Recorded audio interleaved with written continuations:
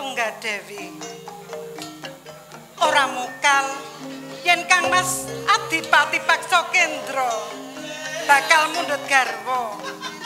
Pancen ayu Sulistya ing warna. Sesocaning bawana mustikaning Jagatraya. Pancen Sulistya ing warna tenan kowe. Nanging aku ora bakal nrimakake.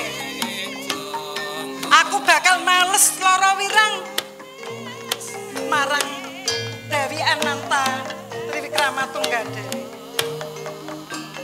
Ya, yen ngono, hei, wong Medang Agung, aja padha opyak yen aku bakal manjing ning ragane Ananta Triwikrama Tunggadewi.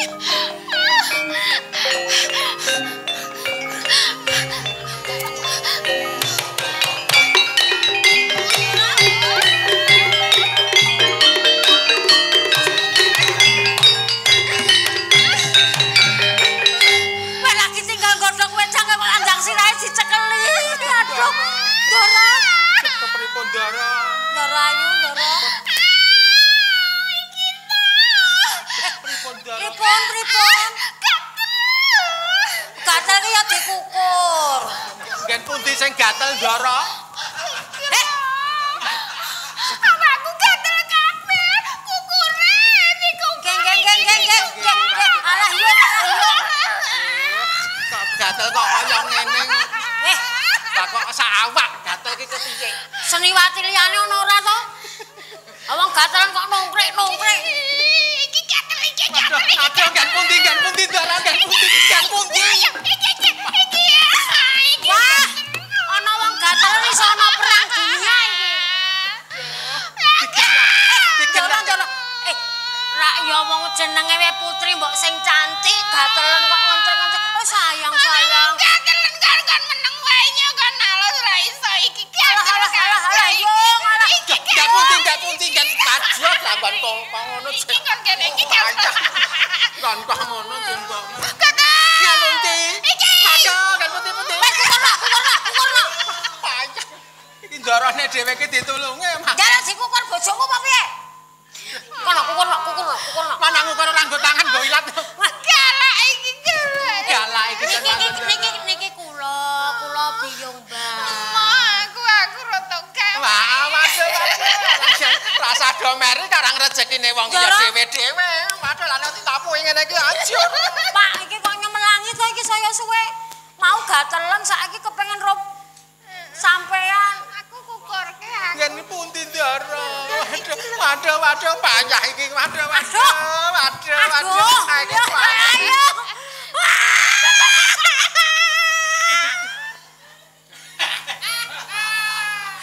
Apa? Cengengesan. Karo ndarane. Kowe iki elek-elek bojoku. Ngapa? Lah kok tak usek-usek. Antanku ngukur. Ora apa-apa, Mbak, jenenge wong ya tulung temulung aja. Mbak kukur-kukur ki tememplek cagak ngono lho. Niki kula niku abdine sampean anak Gusti Ndara, kula aturi emut. Aku ngapa? Aku ora ngapa-ngapa kok. Sing edan kowe. Edan niku piye edan? Kowe bijing pancen edan. Ana bendara kok kaya ngono kuwi ki. Mau ki turu ki ngapa to kuwi? Kepiye to? Iki Kaya ki ya orang-orang ora kaya ki nggone ya wis tak resiki kok rumongsane kok gatel. Ampun cincing-cincing saru. Arep pipis. Iki kula terke, tak terne. Ora ngerti. Iki saya suwe saya mbebayani nek iki. Pipis. Ora bareng. Pipis. Nek pipis ki yo ning kolah kok ngewel nang kene. Dicinceng kayak ngono kuwi kenang. Nek simbah-simbah kan dicinceng. Wes, pakmu nek iki aku tetep iki nyemelangi nek iki. Dadi atur aku atur.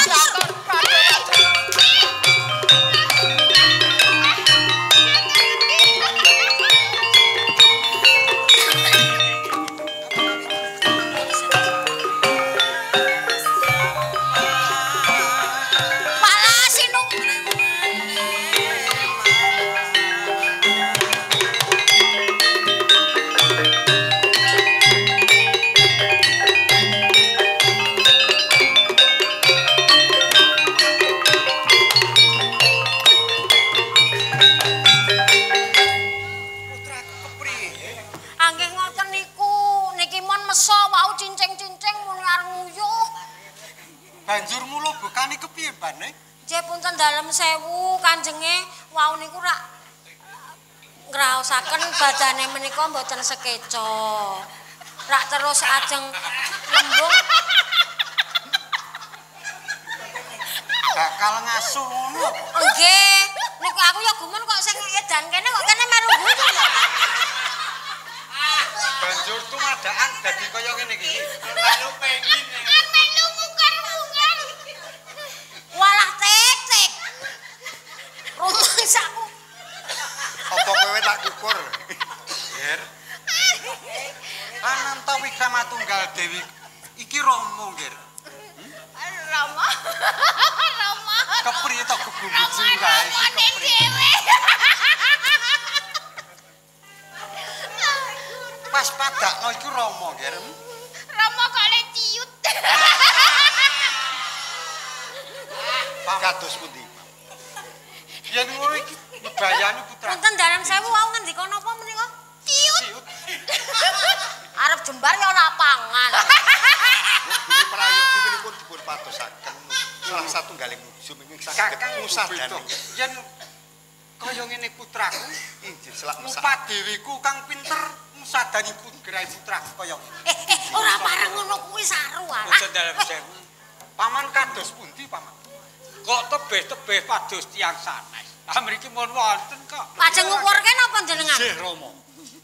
Pripun? Ngendikanipun Paman wonten tiyang pinter saged ngusadani grahipun putra kula menika? Wonten menawi pados kalian kula. Wonten untuk proses medang agung menika wonten kok tiyang ingkang pinter. Ya ra nggih. Inggih, Rama. Kok kula dereng pitados to Paman. Bilih to ingkang putra menika saged angusadani. Ingkang ngendika menawi anak kula pun iso nambani sinten nampun lancang lho sampean.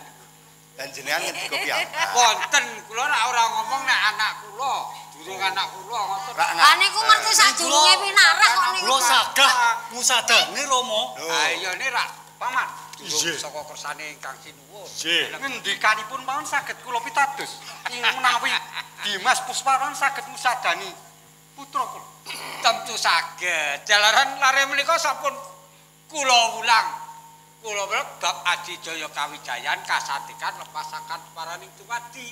Menapa malih namun nambani tiyang sakit cek pari ya ra nggih. Nggih, Rama. Yen ngaten kula sumanggaaken, Paman.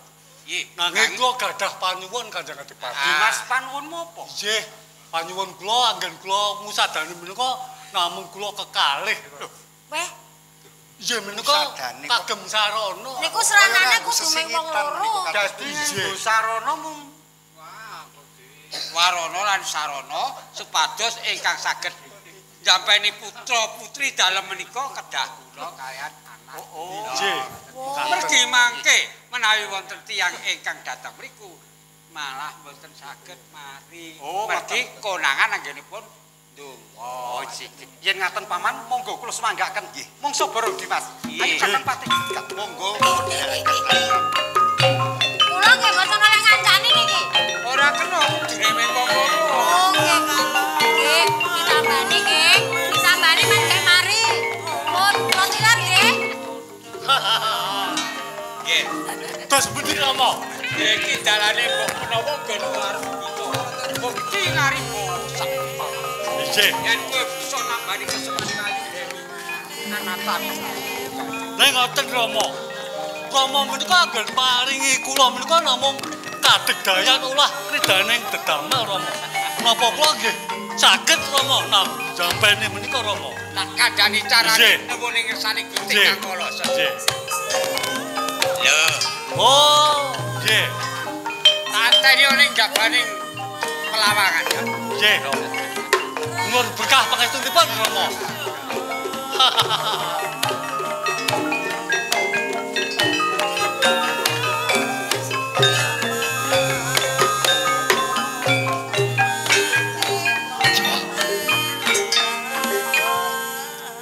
Yen tak gagas-gagas ki Rama ki ya aneh-aneh wae. Wong anggone maringi kanuragan marang aku bab kasekten ora bab tetomba. Lah kok iki aku kon nambah niki apa ya iso kelakon. Ya coba tak Ketok iki nak le ayu ke ayu banget je. Nek nak mlerok kok kados wonten anggar iki ana bebaya sing manjing ngono lho. Mit kuwi ya. Coba tak tamanane Aji Asmara. Asmara wati.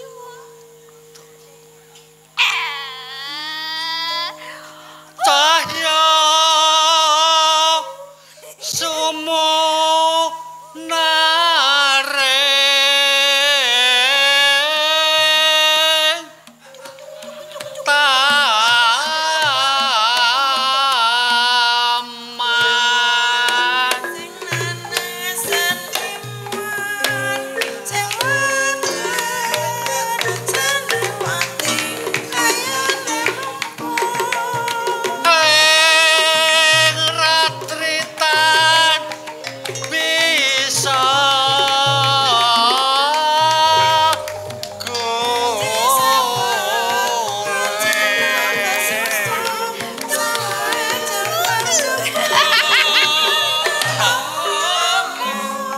ayu banget.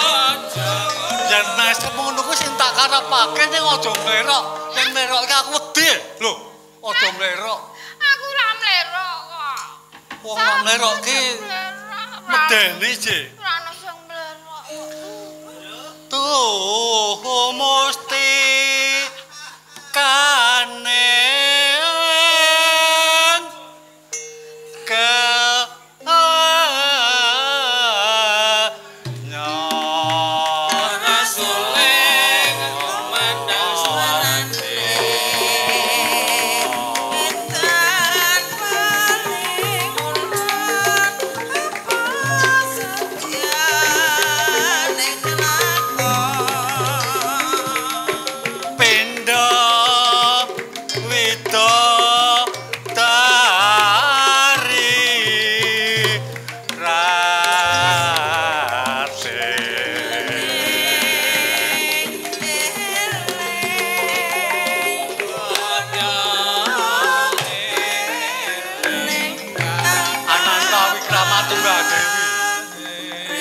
mesem aja mbesengut ngono lho. Walwil. Mesem. Dumak-dumuk. Gelong kacang doh wong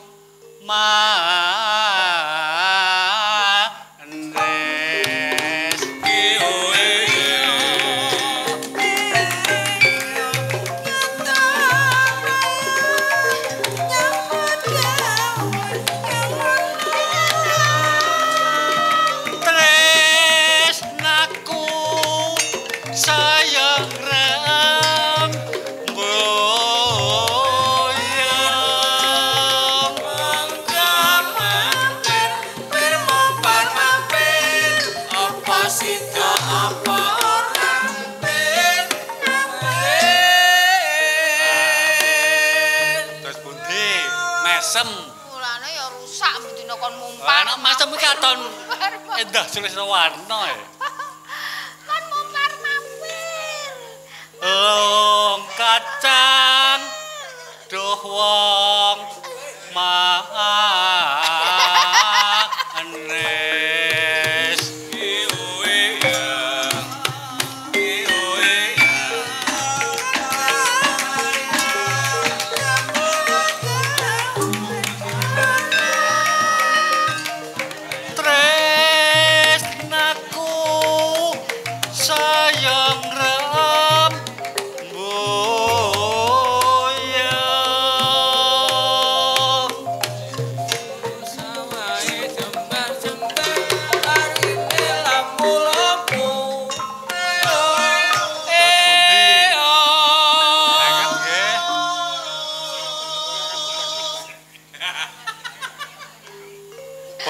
Silangkeng tutup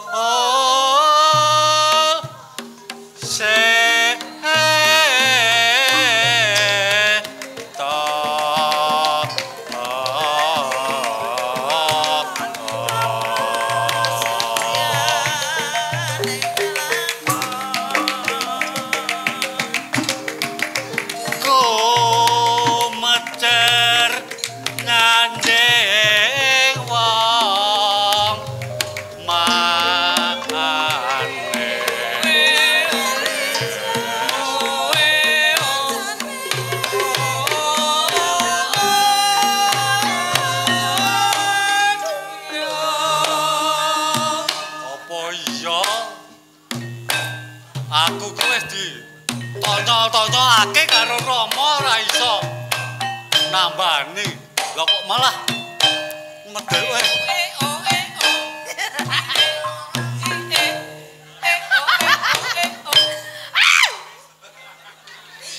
lamun sare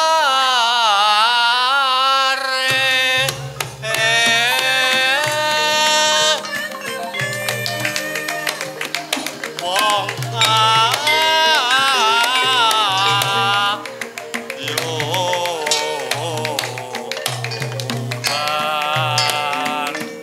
talan asta.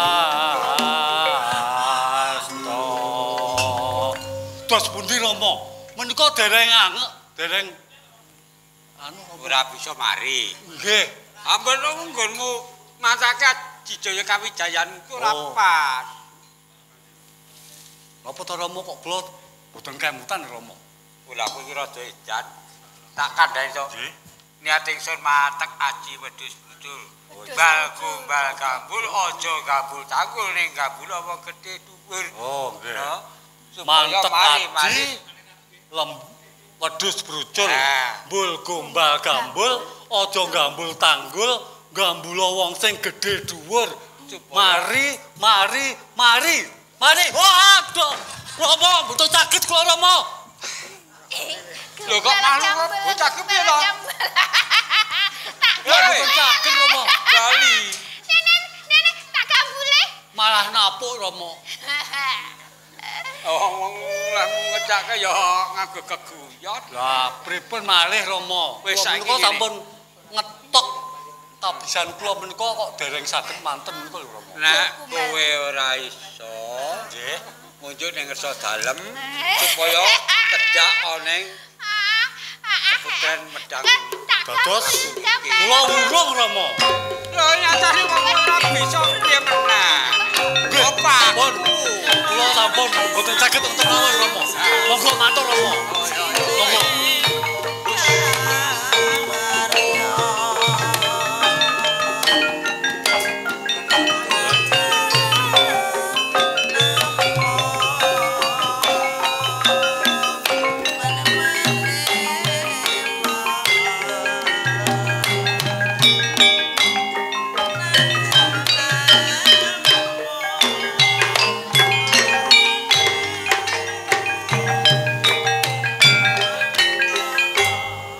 Gombal gambul si wedhus. Nggih, kula pun ya sektoripun sampun kula padosaken ingkang langkung pinten kok jebul Ana wedhus gambul. Ngendikanipun paman Dimas Puspara saged ngusadani putra kula tansaya sanget menika kados. Pripun, Mas? mergi menika ingkang manjing wonten ing ngersanipun Kesemaning Ayu Dewi Anantakri Wikrama Tunggal Dewi menika langkung sekti tinimbang anak kula. Nggih Gusti Patih. Ingkang manjing menika langkung sekti katimbang kula Nah. Gusti Patih. Dados kula mboten saged. Sampun prihatos kula menika sampun digembleng. Mboten saged mila kula semanggaken wonten kersa dalem ingkang sinuwun. Oh nggih. Dalono abdi dono swara. Ngesraken dawuh Sang Prabu.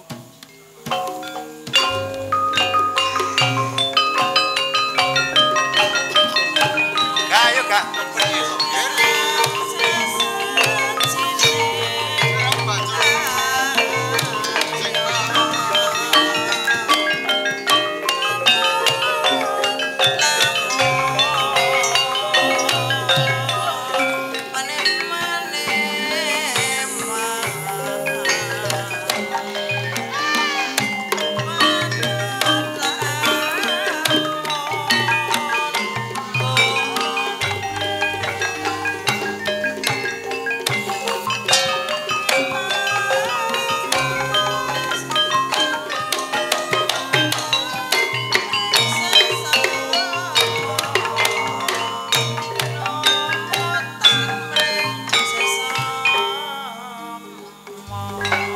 Dawuh dalem sampun kula tindakaken menika dono swara ingkang supados paring biwara dhateng para kawula. Iya.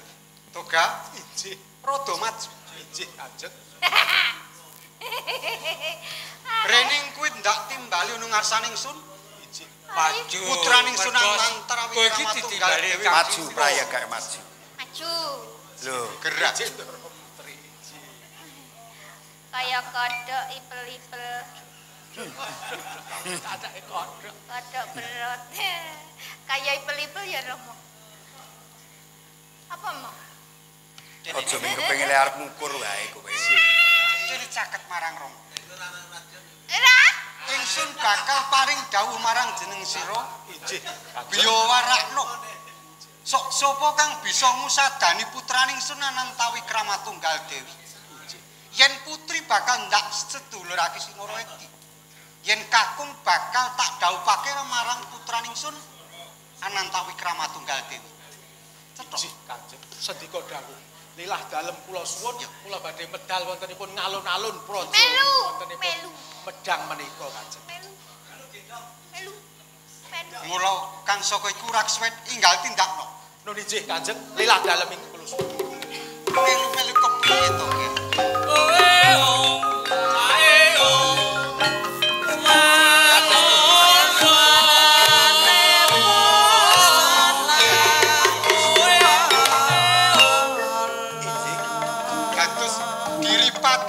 Mboten mawas derajat sardo gadhahi kalanggan senajan lari pidak pejarakan pandhegaling sak upaminipun pancen pinter usadani gebraipun putra Ngaten.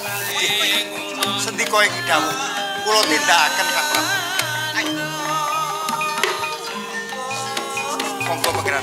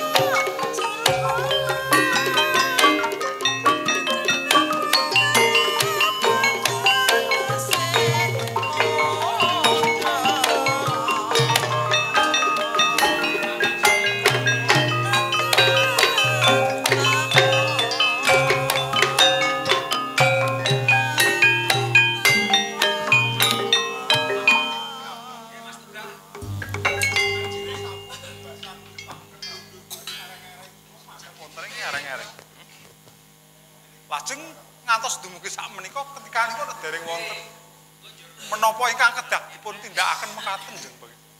Kakang Narotama. Nggih kados pundi? Yen miturut penemumu, awake dhewe lumaku munggah medun gunung ana ing tanah Pulo Jawa kene. Ha nggih. Yen miturut penemu iki kukuban ngendi Kakang Narotama? Pekabaran ing kula tampi saking Mbok Bakul Sinambetwara menika kados sampun dumugi ing tanah Jawi. Menika kados wewengkon ing Kraton Medang Agung ketika. Dadi wis tekan Kraton Medang Agung. Kamangka miturut ngendikane Bapa Mpu Barada. Nggih. Besok bisa nemu kamukten ana ing Medang Agung kene Kakang Narotama. Wah, mugi-mugi kemawon menawi menika njumbuhaken ngendikanipun Bapa Mpu Barada ing sak mangke tumuli wonten cara utawi sarana warananipun awakipun piyambak tumili nindakaken tapa ngrame kados sing dipun ngendikaken. Iya Kakang Narotama. Awake dhewe sinambi maku muga ngesaring Gusti Kang Roh Jagat. Muga-muga awake dhewe bisa entuk kamukten ana ing Desa Medang Agung. Kakang Narotama, Kados pundi Jeng Pangeran? Rungokno. Kok ana suarane pawongan kang lumaku tekan saka kene kae Kakang. Wis kalah. Wonten suwantening bendhe mangungkung menika. Wah menika Jeng Pangeran. Coba Kakang Narotama. kowe mundhut prisa marang Piragumi. Wara-wara. Sak sapa wae ana ing ngaton medang ngagung. Sak sapa iso nambani grah dalem putri dalem. Yen kakung disengkake ngaluhur dadi garwa dalem, yen putri didadekke sedulur Sinarawati. Wara-wara. Nyun sewu Den, kula badhe nyuwun priksa. Pripun? Ingkang ndika ngendikaken menika wara-wara menika halo. Mulane nek jenengan niku nak latihan niku mangkat dadi dong. Nggih. Lajeng ingkang dipun dawuh supados ngusadani sinten yo ingkang gerak menika putra dalem Dewi Anantawikrama. Oh, pekabaran kula tampi putra-putri dalem menika asmanipun Kesuma Dewi Anantawikrama tunggal Dewi menapa menika? Nggih menika. Menika nandhang gerah. Sok sinten kemawon ingkang saged ngusadani gerah dalem putri dalem yen kakung badhe dipun paringi ganjaran dados garwanipun, yen putri didadoske sedulur Sinarawati. Menika mboten mawas sok sinten. Mboten mawas sok sinten kemawon mbok menika kawula pidak pejaraan kemawon badhe dipun sengkakaken ngaluhur. Setanipun ning ketoke nek kaya jenengan potongan jenengan niku nambani wae ra iso, nambani awake dhewe jenengan niku ra iso kok nambani wong lho kita. Kok pinter jenengan nek bedhek. Pun ngaten Kakang Narotama. Nggih kados pundi Jeng Pangeran? Coba, aku bakal mundhut prisa Krawya. Monggo-monggo Jeng Pangeran. Nuwun sewu. Nggih. Panjenengan menika nitik agamanipun, pangandikanipun sedan boten cethok. Kalebet piragong saking Medang Agungan. Lah, mulane abdi dalem. Nggih mboten cetha to menika abdi dalem. Pancen ora cetha sing ngendika. Nanging ora apa-apa pancen ndak kira wis watak wantuning ngono. Nggih. Ning awon-awon dia abdi dalem. Abdi dalem kula menika. Ampun sok nyepeleke kalih kula. Abdi dalem nggih. Mboten cinaket kalian Ndoro Ayu Sukitri menika ora. Nun sewu kula mboten nyepelakaken menika mboten namung ngleresaken anggen ngendika kemawon. Panjenengan badhe niti sayembara menika. Mangke rumiyin. Panjenengan menika asma sinten? Kula menika abdi dalem. Oh, abdi dalem nggih dipun tepangaken kemawon. Senajan panjenengan mboten nyuwun pirsa kan dipun tepangaken kemawon. Nggih, sinten. Kula menika naminipun Erlangga. Kula tiyang Kemendang Kabur Kanyingan. Oh, Kabur Kanyingan. Menika Narotama. Nggih, Narotama. Monggo Den Erlangga kalian Narotama mbok bilih badhe dereki menika Patembaya menika sayembara menika sumangga.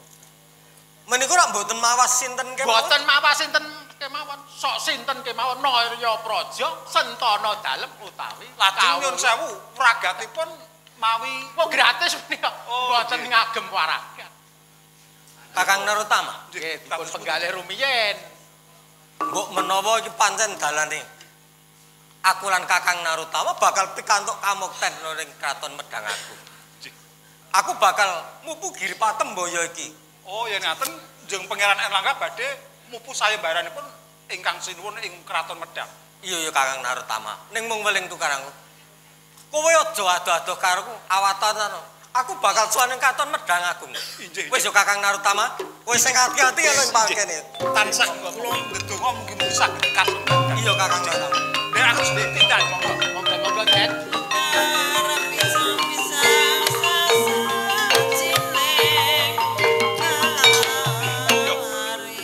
Muga-muga iki gayut jumbuh marang ngendikane Bapa Empu Baranda. Yen ing tembe panjenengane Jeng Pangeran Erlangga bakal nemokake mukti ning kanthi dalan ora ana ing Bali Kalungkung ning ana ing tanah Jawa ya ning negara Medake ya dikepiye wae Jeng Pangeran Erlangga bakal tak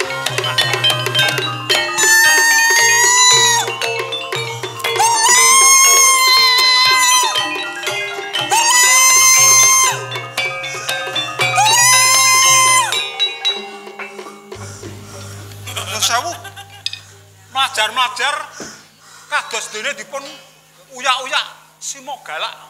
Injih. Kula menika dipun uyak-uyak kalian Pancaka. Nyun sewu panjenengan menika sinten nggih? Kula menika Narotama. Narotama. Injih, panjenengan? Kula Yunarsih. Yunarsih. Nggih. Lajeng priyantun saking pundi? Kula putranipun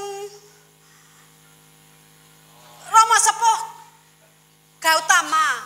Oh, nyun sewu menapa pekabaran kula tampi putranipun njeng Pangeran Sepuh Harda Gautama. Nggih. Waduh, yen ngaten pepundhen kula nyuwun pangapunten kula. Ampun ngoten niku sampun.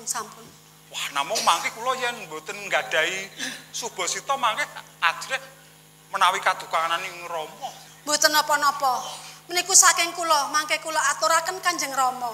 Oh, larah-larahipun Kisana. Kula ngaturaken agunging panuwun. Panjenengan sampun nulungi dumateng kula. Lho, mangke rumiyin. Kula dereng tumindak menapa-menapa panjenengan ngendika yen kula suka pitulung menika ingkang dipun kersakaken dos pundi? Lah kula menika menawi mboten dipun tulungi kalian panjenengan, badhe dados menapa kula kalian menika? Oh, cethanipun panjenengan nuwun pitulungan dumateng panjenengan. Namung saestu menika perkawisipun cetha bilih tiyang badhe mutra-mutra panjenengan menika badhe tumindak kurang ajar mekaten. Inggih, kula niku badhe dipun perkosa ngoten mawon kasaranipun. Lah kula mboten purun nggih. Aku lah mlajar-mlajarke mawon. Pancen sak mboten-mbotenipun putra Pangeran Sepuh dados baut wicara sanget panjenengan. Kemrutut. Inggih. Nggih, kula sagahi. Nyuwun pangapunten nggih. Nggih. Mbok bilih mangke wonten menapa-menapanipun kula badhe tanggel jawab. Dasaripun kula menika nembe nindakaken tapa ngrame. Oh, mekaten nggih. Mbok bilih menika gayut kalian ingkang kula tindakaken tapa ngrame suka pitulung dhateng tetiang ingkang betahaken. Oh, nggih. Nggih sampun kaleresan menika panjenengan tetulung dumateng kula. Nanging nyun sewu kok panjenengan ngantos dipun potho-potho napa panjenengan menika mboten kagungan garwa ingkang njagi kawirjenganipun? Kula dereng gadah garwa. Ananging kula badhe dipun pundhut garwa kalian Pancala menika lho. Ananging kula mboten remen. Wah, kamu menawi panjenengan menika remen rak mboten wonten perkawisipun mboten lajeng dipun potho-potho. Rampung perkawisipun to den ajeng. Wah, kula mboten remen saestu menika. Oh, nggih. Nggih, matur nuwun nggih. Sampun dipun tulungi kalian panjenengan. Nggih. Awit menika sampun kewajiban kula nggih kula nyagake mawon. Lajeng kok panjenengan Mas wadakaken kula sajak? Kula menika pripun nggih?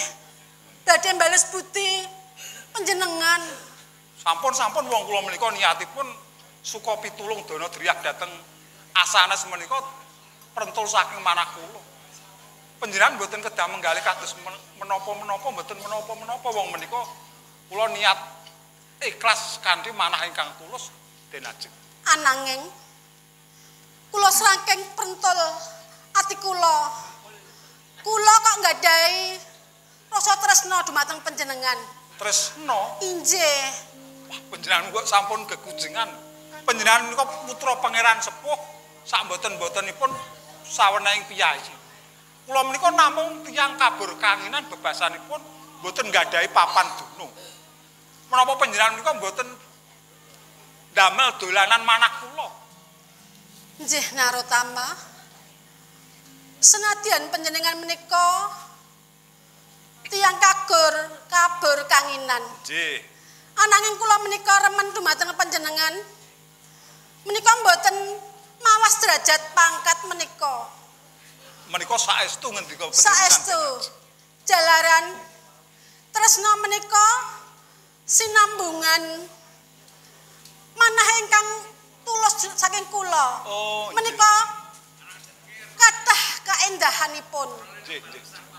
Kados tiyang pinter ngendikaken bilih katresnan menika sambunging jiwa ingkang ingkang kebak kaendahan sinungging dening rasa sengsem. Rasa sengsem nggih.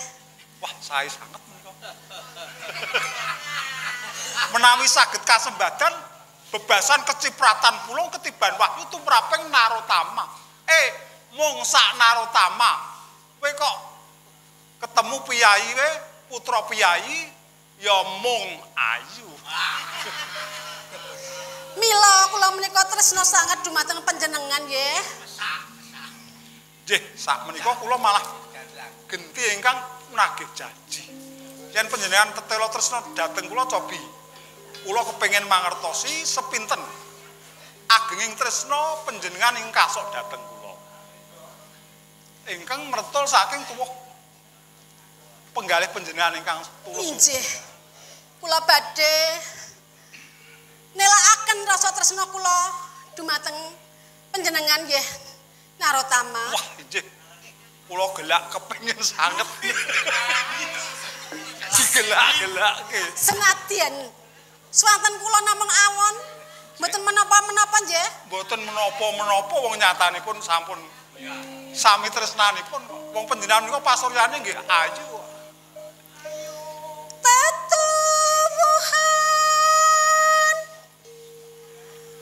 kangku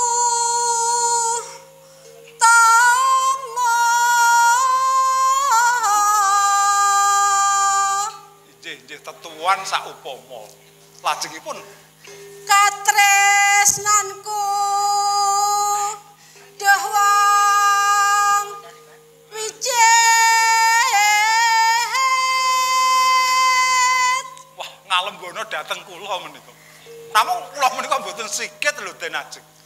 Panjenengan menika nggih sikit menawi mboten sikit kula nggih mboten tresna dumateng panjenengan.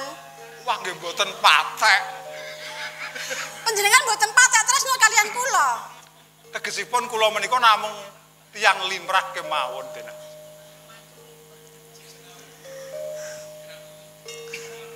Narotama. Nggih kados pundi Den Ajeng? Kula ki ajeng menawi caket-caket kaliyan. Gantosan panjenengan, suwanten panjenengan kados menapa? Kula menika tresna sanget dumateng panjenengan Kang Mas. Sakta mak semi ngrembaka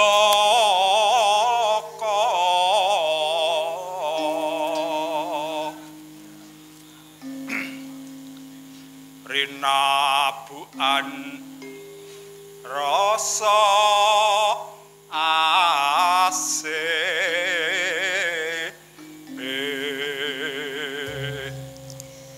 siang pantara ratri bisa tansah antut runtuh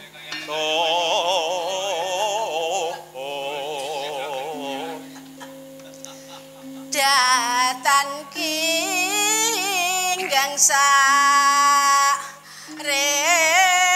menika saestu Den Ajeng. Saestu Narotama nganti tumakaning alis bareng gegandengan pindho mimi lan min tuna.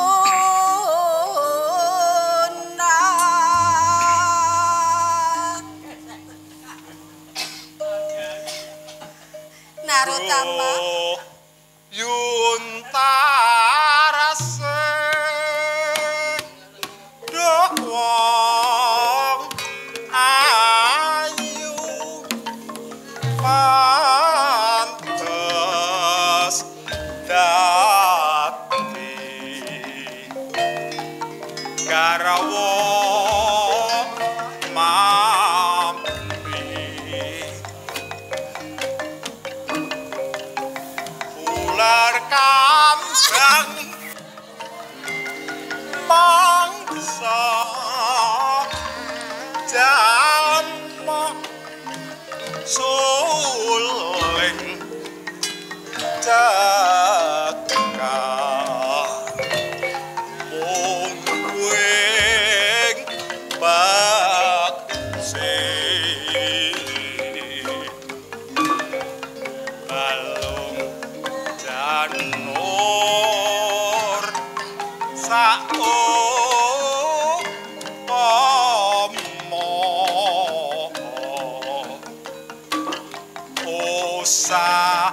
jalanan gerah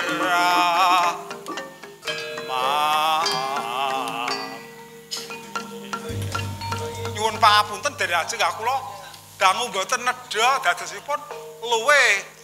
Injih, mboten napa-napa. Panjenengan menawi luwe nggih. Nggih tegesipun mboten kiat nalika kula menika mondong dhateng panjenengan. Nggih, ngantos kula klekaran nggih. Namung menika sampun kagem.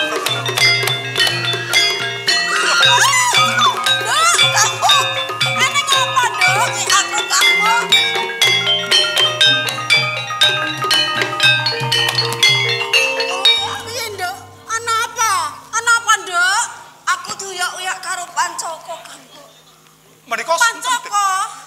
Sinten menika den ajeng sampun tepang. Niki sedulur kula. Nggih nderek nepangaken kisana. Kula menika kadang Nem. Oh, lajeng asmanipun nami kula Yuntari. Oh, Yuntari. Panjenengan Yuntari menika Yuntarsih. Nggih menika kadang kula ingkang sepuh. Panjenengan ingkang dawak Nem. Nggih kisana. Mila saking menika kula nyuwun ulun dhateng panjenengan kula menika dipun pelajar kalian Pancoko. Kok dados sami lelampahanipun panjenengan kalian ingkang Kanggok menika tenanipun Pancoko menika niatipun ugi kurang ajaran dhateng panjenengan. Injih kula badhe pun pundhut garwa nanging kula mboten. Oh nggih, sakmenika kula sampun ngertos perkawisipun. Kados ngendikanipun Den Ajeng Yuntarsih. Bilih Pancoko niat badhe tumindak kurang ajar. Sampun ing papan mriki mangke kula ing badhe methukaken. Panjenengan sampun waspada. Sangat nggih kisana. Nggih. Mangke sak wanci-wanci piyambakipun dugi papan mriki kula ing badhe ngadepi. Nggih.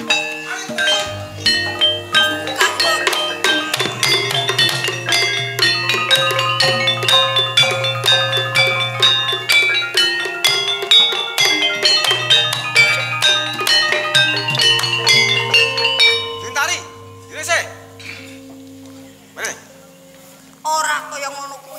Lho, kowe iki calon garwaku. Sing kandha sapa? Ayo kene. Pancala.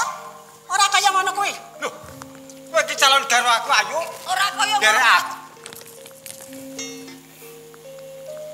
Nyun sewu. Sana. Panjenengan kok jejering Kyai Kakung. Namung kok dateng sawengining wanita panjenengan tumindak sak seketone piyambak. Bocah bagus. Kula. Sapa? Kula Narotama. Panjenengan napa les Pancala? Yo, Pancala menapa Pancaka? Pancala. Oh, Pancala. pancen bener aku Pancala. Siramu bocah bagus, ngimano bagusmu. Lho, kersanipun aku bakal seneng bocah. nyun sewu. Tenanipun kula sampun mangertosi perkawisipun. Jalaran nalika wau piyambakipun ngendika bilih badhe panjenengan tresnani namung mboten tresna. Menawi tresna dhateng tiyang putri menika menawi mboten tresna nggih mboten lajeng badhe dipun roda paripeksa. Ora tresna merga wis cecaketan maramu bagus yo. Narotama. Nembe kemawon pinanggih dhateng kula. Dados kula mboten duwe pamrih napa-napa namung kepengin mangertosi perkawisipun. Ning karana perkawisipun menika mboten leres. Nggih kula badhe suka pitulung dhateng pawesti kekalih menika suka pitulung supados meper lekas panjenengan ing mboten sae menika. Kaya ngono cak. Kowe bisa meper aku. Yen pancen kowe ngerti perkarane. Kula sampun mangertos perkawisipun. Panjenengan badhe tresna namung piyambakipun mboten tresna. Narotama, Kula. aku bakal tresna bocah lo. Pancen wis tak dudu. Oh, panjenengan nyate wani dhateng kula. Lho, Narotama, Pripun? pancen wis tak dudu kowe pancen wani. Ayo, maju kene, Narotama. Monggo. Wonten ing papan menika templaken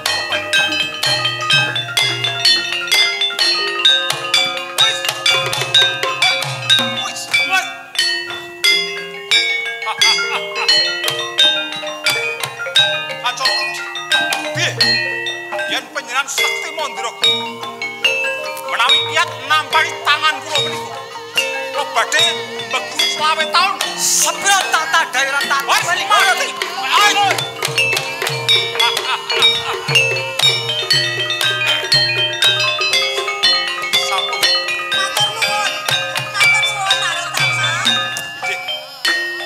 malah sakmenika panjenengan kula dhewe akan kondur kemawon sowan marang kersanipun Kanjeng Pangeran Hardagotama slamesaken tiyang sepuh panjenengan temtu ngantu-antu panjenengan kesah-saken dalem ka pangeran. Nggih, monggo kula dhewe. Monggo dhewe akan.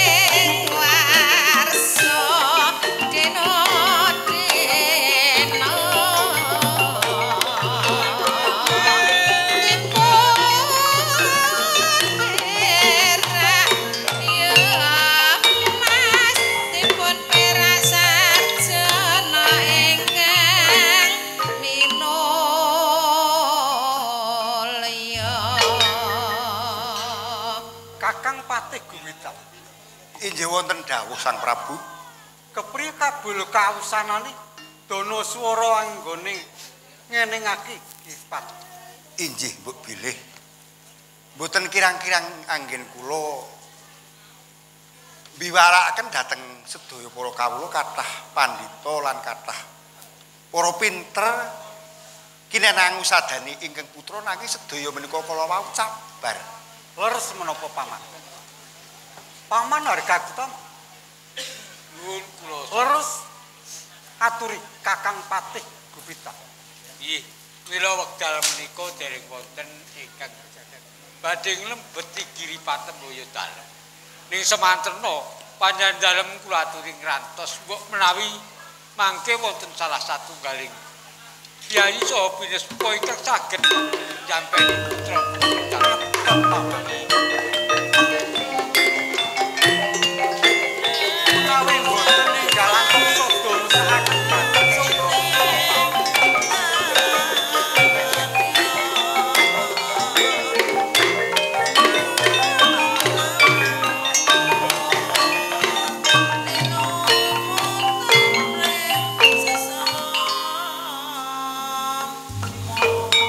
Kakang Patih Gupita.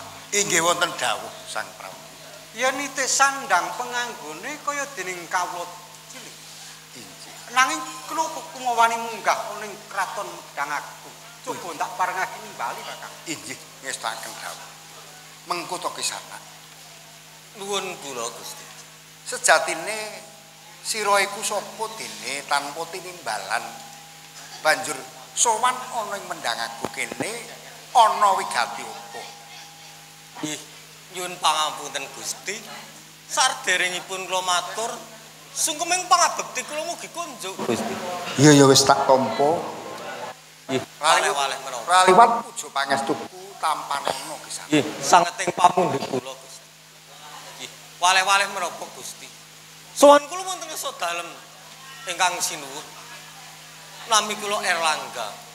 Menawi wonten keparangipun kula badhe matur kiambak wonten kesanipun ingkang sinuwun Bu. Sang Prabu Dharma Wangsa. Ora ngono. Mun diprayogake maju. Nggih, supaya wijang nggone pawan pangandikan. Sang Prabu mbok bilih menika badhe matur piyambak wonten ngarsa dalem. Sang Prabu, bener jenengmu Naruta Airlangga. Mila mengkaten sinuwun. Banjur ana wigati apa sliramu wani munggah ana ing kraton Medang aku. Ih, nuwun sewu sinuwun. Saestunipun kula namung badhe ayah menapa saestu bilih ing kraton Medang Agung menika ngawontenaken Giripatemboyo sinuwun. Bener. Bener. Ingsun nganakake Giripatemboyo sapa kang bisa ngusadani gerah putraning ingsun akan upadi. Lah nika syarat-sarananipun miturut aturipun menika. Aku ki men Sampaan Rama. Rama kok upadi. aku men kira-kirangan munggah gunung, njur tiba ben mati. Patih arep tetrap. Lah nek paman Dalem panjenengan sampun badal dawuh kula. Jalarane kinarya sarana waluyanipun putra kula Anantawi Kramatunggal. Senajan tebih aduh tebih ingkang kados menapa menika sarana paman. Pramila kados pundi paman? Yen najan awrat kados menapa. Awit menika saking dawuh dalem Sang Prabu ing Medang aku. Mila najan munggah gunung mudhun jurang nedya badhe kula lampahi. Najan kula mangke dumugi ning pecah nedya badhe kula tindakaken. Paman mawi kaparendal.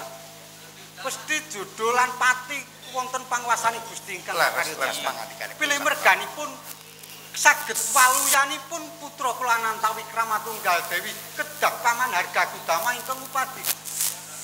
Menawi ngaten wonten nilah dalem keparungu kula badhe padal pasilan. Mugi-mugi wonten ing ngerdi ingkang saged kasembadan ngatos-atos paman. Sampun sampun.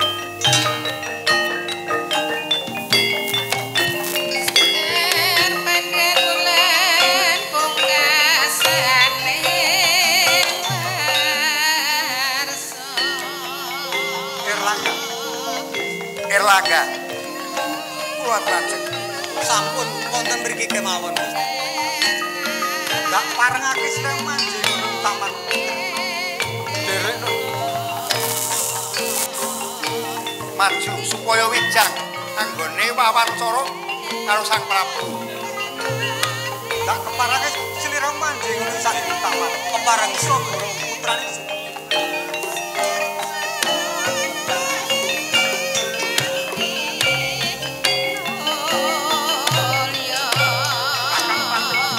wonten dawuh Sang Prabu.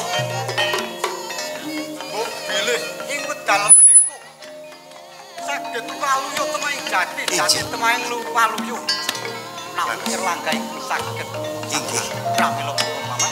Mugi-mugi saged kasembadan sedyanipun Sang Prabu Teguh Dharma Wangsa. Kula dherekaken.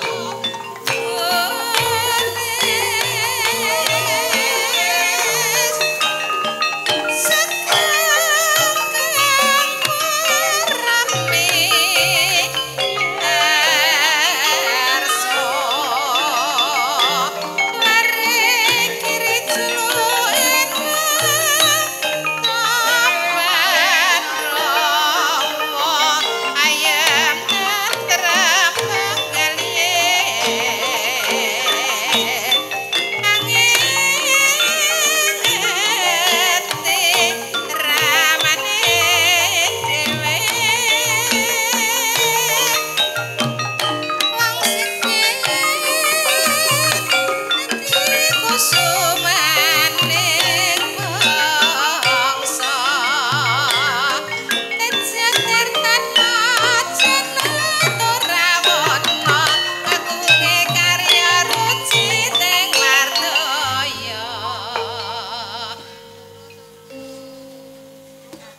mesake banget. Kesumane ayu Dewi Ananta tuh nggati. Nanging yen ndak waspadake. Iki pancen dudu jamaing kesemaning ayu Dewi Ananta Wikrama. Oh iya. Nuwun sewu kesumaning ayu. 500 bae rasa sewu.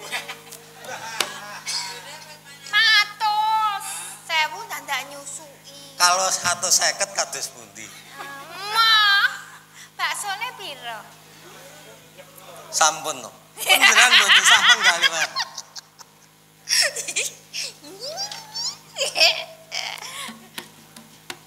Wah, agak mataku. Wow. Jebuleng. Selak mesake banget. Kesumaning ayu Dewi Ananta Wikrama nggih. Bakal ndak suwono sing Gusti aku jagat. Muga-muga kesumaning ayu Dewi Ananta Wikrama nggadahi bisa wali temaning jan. Duh Gusti. Kula nyuwun pangapunten sedaya patanipun kesumaning ayu Dewi Ananta. Kendange Marti wingi barabine. Wali temaning jati kesumaning ayu Dewi Ananta Wikrama. Sakta wilujeng saking kersaning Gusti kangge jagat.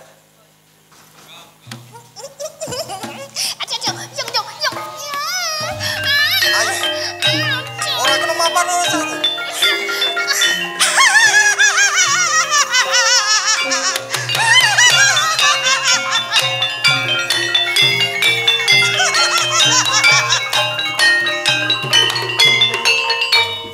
Bagusmu bagus nanging kurang rapsila kurang tata. Sapa kowe? Wani ngrengridu anggonku manjing ning ragane Dewi Ananta Wikrama Tunggadewi. Mengko dhisik. Kowe ndak sawang kaya sawijining jim setan pripayangan. Kowe wani mapan ning raganing kesumaning ayu Dewi Ananta Wikrama. Sapa kowe? Aku danyang sing mapan nang kene. Sing bakal ganggu marang Dewi Ananta Wikrama Tunggadewi. Mergo aku lara atiku bakal tak wales. Mergo bakal dadi mungsuhku ngrengridu marang aku. Yo, yen pancen kowe bakal mapan ana ing raganing Kesumaya Dewi Ananta Wikrama Dewi, aku kang ora entuk. Kowe kudu semingkir saka mapan kene. Aku ora bakal wedi marang kowe. Oh, dadi kowe ora di. Opo kang ngaton tanganku?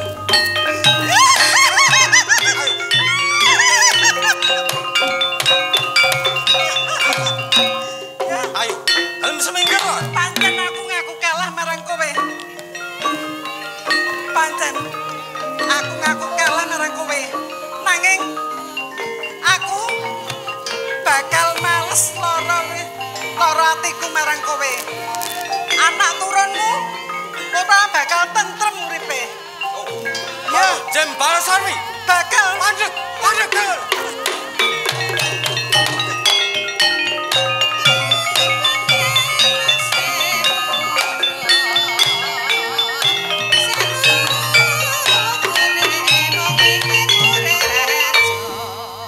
Nuwun sewu Kesumayeng ayu, kula atur emut Kesumaning ayu.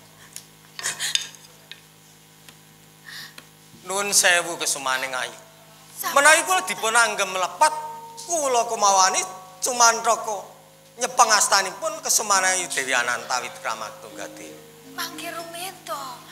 Kula menika dereng tepang karyan panjenengan. Lajeng Ih, kok nuwun wonten sewu. taman namung wonten kula. Dipun tepangaken kemawon. Kula Erlangga ingkang usadani gerah dalem Kesumaning ayu. Nggih. Kula kemutan menawi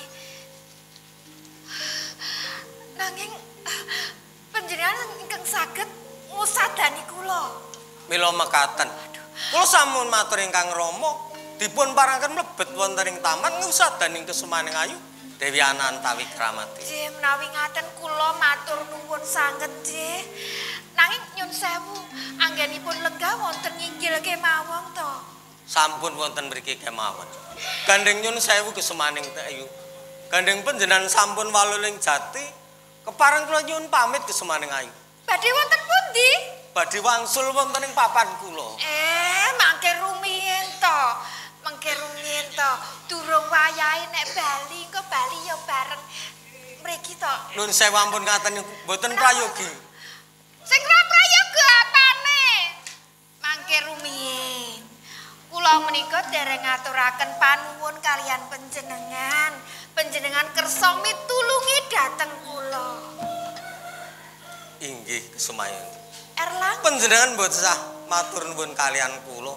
Sampun jamak rinipun kula menika kawula dalem ngusadani pepunden kula.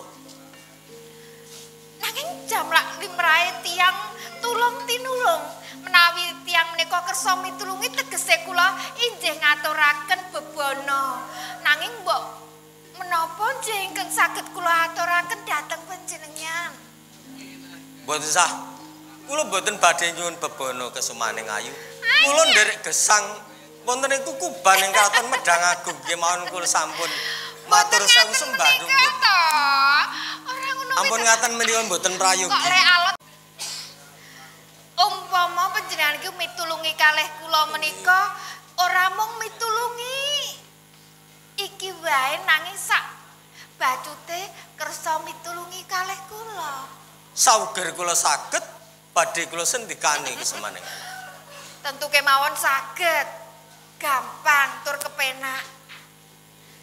Lajeng badhe nyuwun pitulungan menapa kesumaning ayu. Monggo kula aturi walaka kemawon. Oh nggih. Bloko suta kemawon nggih. Kula menika betah tiyang ingkang saged ngayomi dhateng kula. Ateges sakmangke menawi wonten menapa-menapa dhateng kula ingkang badhe tumindak ala kalian kula tentu wonten ingkang mepalangi. Kamangka ingkang wonten papan menika namung panjenengan sing saged mitulungi kula nggih namung panjenengan. Mbok iso le nulungi ora mung separo-separo sak kabeh dikukup kabeh ngono ngapa ta? Panjenengan ampun kuwatos. Kula badhe tansah caket kalian kesumaning ayu Dewi Anantawi. Panjenengan mboten sah kuwatos. Kara kuwatir piye ta ya kuwatir engko nek panjenengan tindak kondur meneh njur kene ana meneh ya mak ketungul ngono ana. Kula menika dipun dadosaken abdi ingkang rinten dalu njagi kesumaning ayu menika mboten menapa-menapa kesumaning. Malah nek ora abdi eman-eman. Eman-eman menawi panjenengan dadi abdi wonten iki pun kathah abdi. Nanging panjenengan menika badhe kula sengkakake dadi memedi. Wis mari ta ya. Yen pangapunten. Nuwun sewu kados pundi? Bloko mawon. Kula kepanggih panjenengan kula gadah raos tresna kaliyan panjenengan. Mangke ruben yen perkawis menika mangke gelem napa rasane ndak pun ya ora apa-apa wirang aku. Mangke rumiyin to mangke rumiyin. Kok keseksa duka menika dos pundi to? Tiwas aku wis. Bloko wong wadon. Kula tak matur rumiyin nggih kesumaning ayu. Panjenengan menika nembe kepanggih kalian kula. Monggo panjenengan boten mangertos sinten kula menika. Kula menika namung lare kemleang kabur kanginan tanpa papan tanpa dunung. Sedina mangan sedina ora. Ana tetembungan kotang gandol wewe nek ora utang ora tau deduwe. Menika dos pundi? Kok panjenengan badhe nelaken tresna kaliyan pun dos pundi? Parikane kotang gondol wewe. Nek ra utang ora iso apa mau. Lali datan bisa lali ora bakal lali suwe saya katon ana sing nyengkal kang upamakna wit-wit kang gedhe tinut mandatan bisa mati meraja saya semi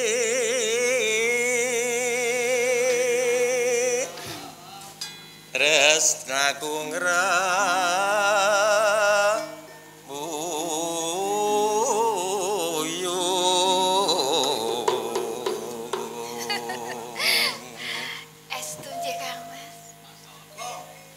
mesti kaning jagat raya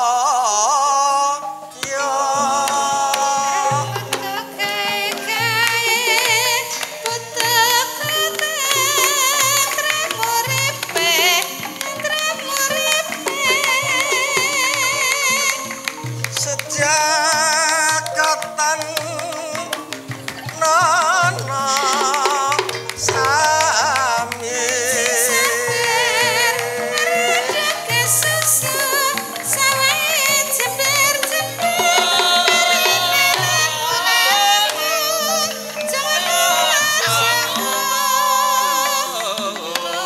Lamung menika saestu to, Den. Semangayu. Panjenengan mboten badhe nglidho manah kula.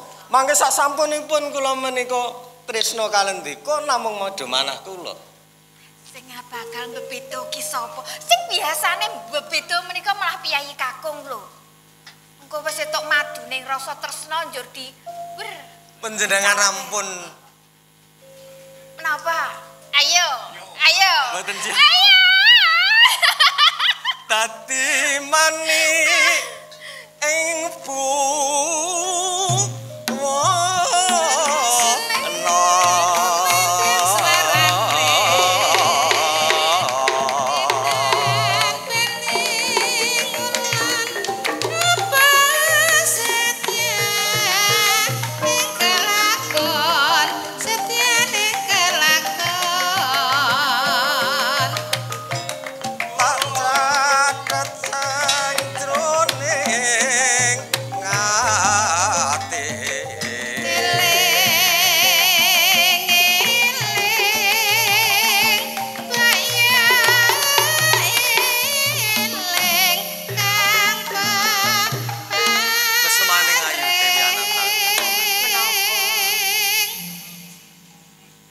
pindhahipun drancang ingkang pethak ingkang kula serat tembeng dados sandheng-andhenge manah kula sak dangunipun gesang. Muga-muga wae apa sing panjenengan ngendikake kuwi bisa maujud dadi kasunyatan. Inggih. Iso langgeng tekan inden-inden lan kaken-kaken kan. Sami-sami muhung saripun Gusti Angka Jagat. Iya. Rone Mas, aduh Yai. Saya rukun karo kancane. Ayo bener tresnane Timbang ngono katres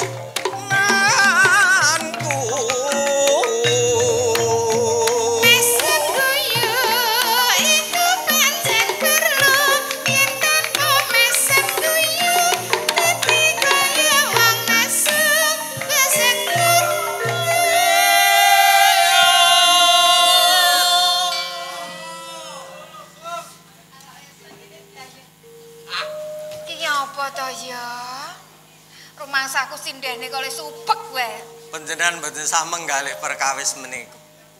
Wontenipun yai menika dianggep patung kemawon. Oh, iki ora ana wong liyanane mung aku karo Simo Tirta saupa.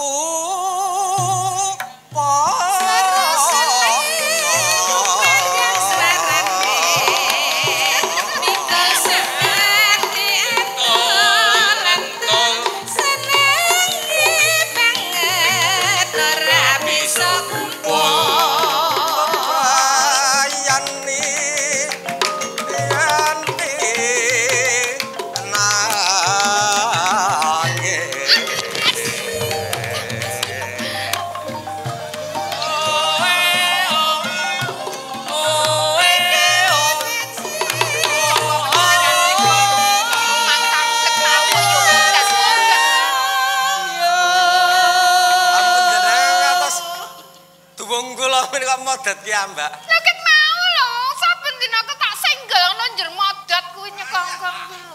Iki. Yo liya-liyane. Umpama iya yo ngopo? Kekande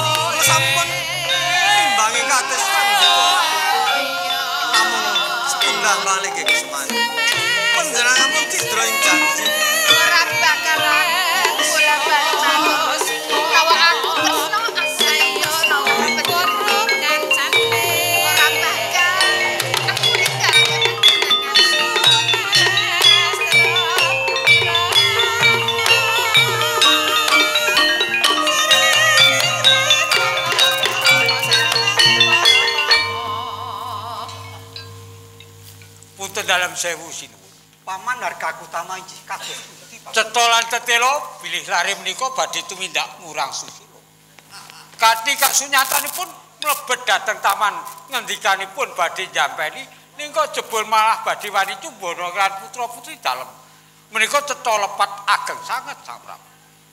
Dados Erlangga niat badhe nyidur resmi dhateng yoga kula. Iya, buktinipun panjenengan dalem sampe prisa to. Nuwun sewu sinuwun.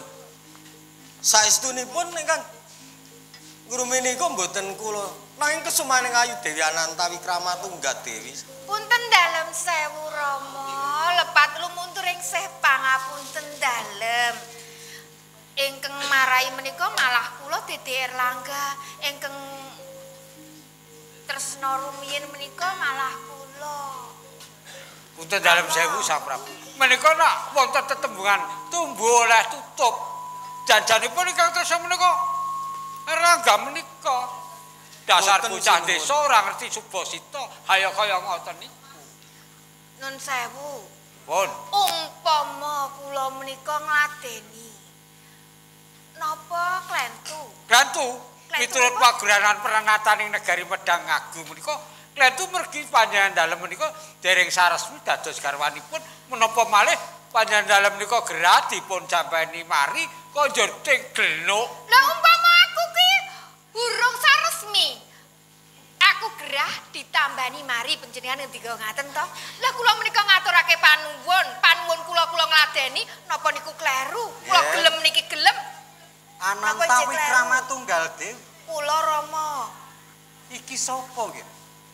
Iki pamanmu dhewe. Nggih paman menika nggih paman nek perkawis katresnan kula iku tekeh Rama.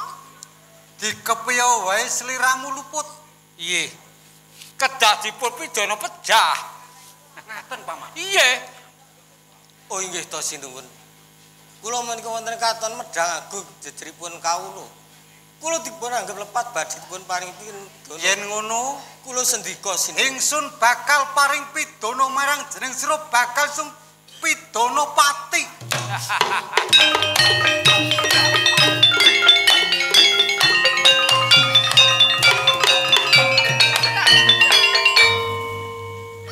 Menjenengan menika dos pundi to Rama? Ateges panjenengan badhe misahaken kula, misahaken katresnan kula. Rama, umpama dipun pidana pecah ya kula nyuwun dipun pidana pecah langkung rumiyin. Yer, aduh Rama. Rama iku tresna marang sliramu. Siramu bakal tresna marang Erlangga kena ning sarane ora kaya ngono. Rama, injih kula keni kula lepat nanging kula klajeng tresna kaliyan Erlangga Rama. Sampun kesumaning Ayu. Mbok menawi menika sampun badhe telas tulis kula. Aduh, Romo Udayan.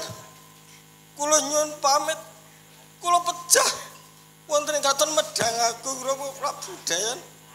nalika semanten kula badhe jumeneng ngaji wonten ing Kraton Medang katon bali kalungkung kula mboten kula gedaring-gedaring cuwitan aja sakmenika kula badhe dipun paring pidana pati kula nyuwun pamit kula nyuwun pangapunten Kanjeng Rama nangis mewah dikompati kok nangis Erlangga kula seliramu banjur sambat sebut marang Kang Mas Prabu Dayana ana sambunge apa saestunipun kula menika Erlangga putranipun Rama Prabu Dayana ing bali kalungkung Haji Sliramu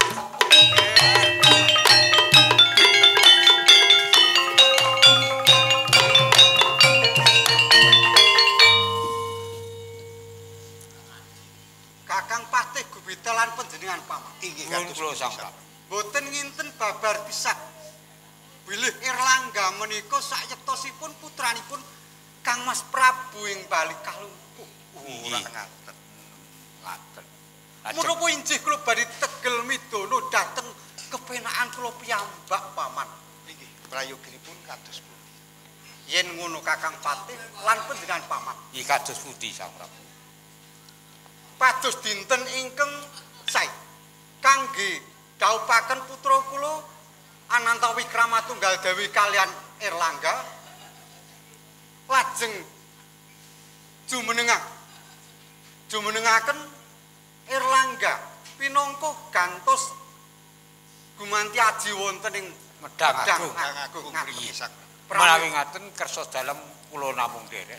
Semanten niku kula mung nderek sak. Pramila ingkang saking menika paman lan kowe Kakang Inggih Sang Prabu. Dawuh marang abdi ayo padha kembul bojana Ndrawina bebarengan kabeh ngestaken dawuh kan Raja. Matur sembah seker-seker babunen Sri Kresna